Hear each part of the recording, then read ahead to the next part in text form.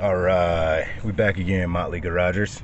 So, the easier way to take off your oil sending unit on a 3.5, now this is a 2011 F-150, so on a 3.5 Ecoboost, you want to take the inlet for the driver's side turbocharger pipes off, these two, right? Then you want to take off all your coolant lines, you know what I'm saying, just move everything over, move your coolant bottle over, I got it on the ground over there.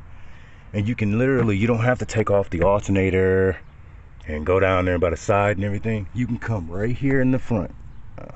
I'm gonna stick my hand down here. I can literally touch the sensor and the bolt right here just by moving all that. You don't have to move the alternator and everything. And it's, oh. We're leaking really coolant. I gotta go buy some more coolant. But it's literally straight down there.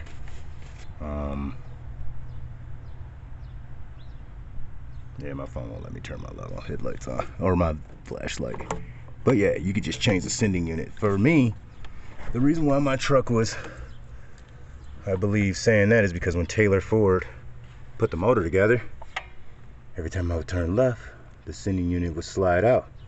I took it off, I got ready to unplug it, and the sensor wasn't even like capped in, it was just plugged in, and then this piece fell off. So I'm gonna run up the AutoZone, go see if I can buy an oil sending unit and if I can buy the harness plug, you know. And I was thinking about maybe if I could just 3D print one, but this is a different type of plastic, so with the heat and everything, 3D printing part by the motor, that would just, I don't have any ABS plastic, so that would just, you know, it would just melt.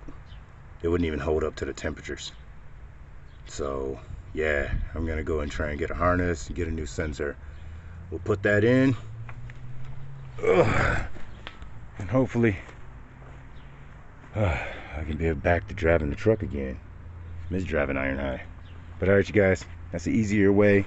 Like I said, you don't have to take off the wheel, you don't have to take off your alternator. Just remove your coolant box and your air box, your coolant bottle and your air box. Move your plenum for your inlet going into your turbo. Just move that out of the way, and you can go, literally, you can lay on top. I mean, I know you probably shouldn't, but I weigh like 180 pounds. I just lay across the cord support here, or I can sit right here. I'm small, and you can just go straight down from the top with a 12mm wrench and just change the oil sending unit. It's literally right behind the alternator. No. But we'll have more RC car videos coming. I'm starting to clean up the rock course. Depression is a motherfucker, you guys.